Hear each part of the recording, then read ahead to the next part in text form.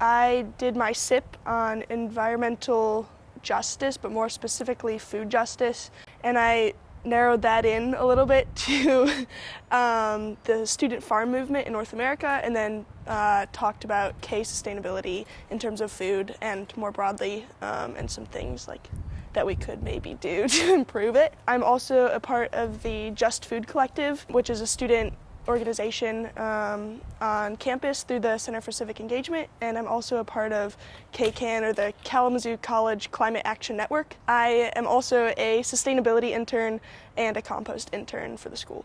My responsibilities include anything food related. So as it is purchased, planned, served, cleaned up after, stored, inventoried. I'm the Civic Engagement Scholar for the Just Food Collective. The programs at the CCE usually have specific community partners, and we don't have one specific partner. We work with a lot of different organizations around Kalamazoo. There used to be an organization through the CCE called Farms to K. Farms to K was really instrumental in getting rid of Sodexo, which was our old dining provider. And that was like a huge endeavor, and once that was accomplished, the group sort of lost focus and lost momentum. And so then it sort of faded away, and I think it's not always a bad thing when clubs or organizations fade. I think it can be really important to reevaluate what your energy is going towards and what your values are. It could seem like we are becoming more insular and less community focused, but the way that we've come to understand it is that if we don't understand how to grow food on our own campus, and if we don't know these skills ourselves, we can't go out into the community and participate and actually contribute. We would just be sort of a hindrance. In educating ourselves about food, how can we educate other people if we don't really practice what we preach and have a sustainable backyard, really? We have public discussions, film showings, trips to certain local farms. We also have 3 gardens on campus right now, which are the Hoban Garden, which is behind the Hoban dorm, the Jolly Garden, which is at the top of campus, and then we do have a greenhouse on campus. It's pretty small, but that's used for starting seeds. The Just Food Collective, in conjunction with my SIP, we're working on getting a hoop house on campus, which is an unheated greenhouse, to be used both extracurricularly, with clubs, or volunteers or paid positions potentially, and also academically with classes. K college students know what the heck they're doing, eating, they're interested, they're engaged. That's why I decided to be here. I mean, other college campuses you go on and flow through. And I don't want to treat students like that. But what I do want to do is, if students know what they're getting and they really do the research, I'm willing to work with them on anything they see. The Just Food Collective approached me on a couple smaller projects. One, they want to build a hoop house here on campus, which I think is a fantastic idea. With a hoop house, what we'll be able to do is extend the life of plants and plantings in the growing season, so it goes later into the year. Early August, we could be planting some things, harvesting maybe in October. If the hoop house is up and running well, it's warm enough and it'll sustain some things. It could really help understand a few things for students.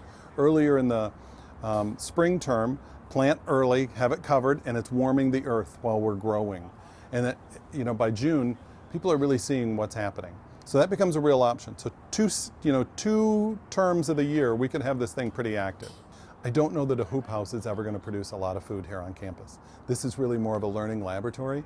And gee, if we all cut the 4 tomatoes that get harvested today and taste them and see what it's like and compare it to one that was purchased, it's a different experience. So we learn a little differentiation. Hoop houses are expensive. Hoop houses take a lot of work. And so getting the commitment for the money, getting commitment for the digging in the dirt, weeding it, growing it, protecting it, watering it, all those things are really important, and it would take a real commitment on the part of students to get that really up and running.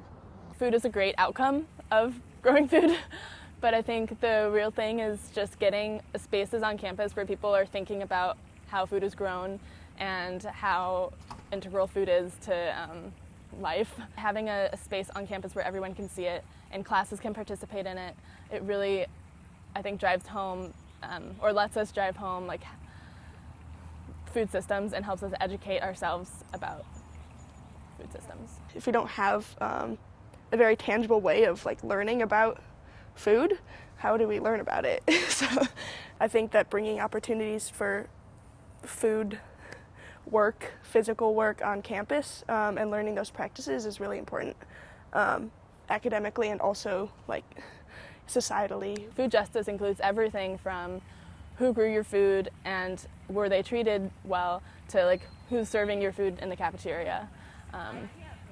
And you know, the environment isn't just about like the soil, but it's about the people that work with the soil too.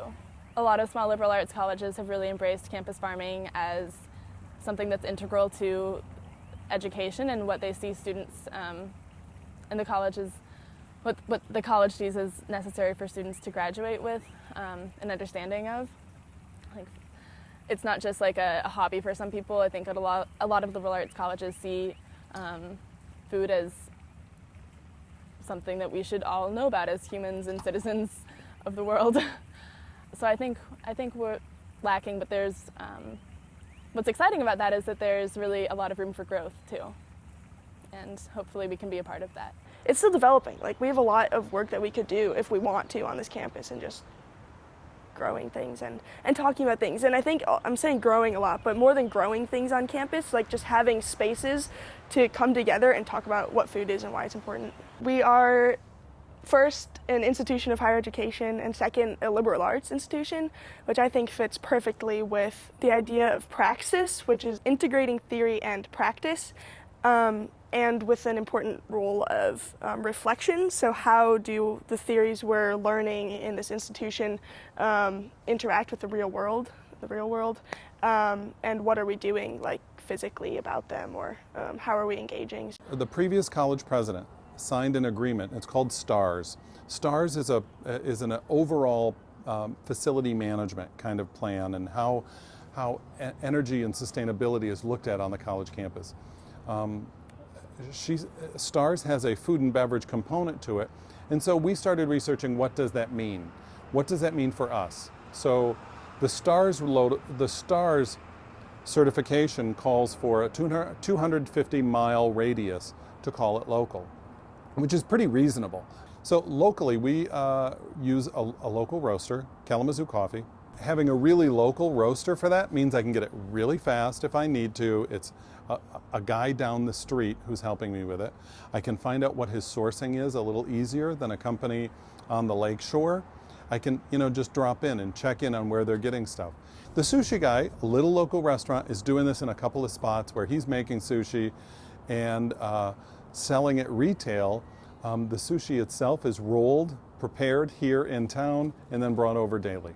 Crisp Country Acres is a business that we're integrating now, and as a company, I started pushing the rest of my company. Okay, this is a local provider here in West Michigan for produce, a lot of stone fruit, so apples, pears, and they've grown a lot of that. And they're helping us with a lot of that purchasing so that we can have local produce. That was important to me. I wanted to see local produce. Again, we live in Michigan, so we're not growing raspberries and strawberries right now, but we can grow things like apples. The Kalamazoo College campus, we're a pretty privileged campus. We have relatively good quality food, as locally as it can be sourced within our budget constraints. It's a small campus, but you've got 740 some folks on a meal plan at some level. Everybody likes what they like, and that's just human nature.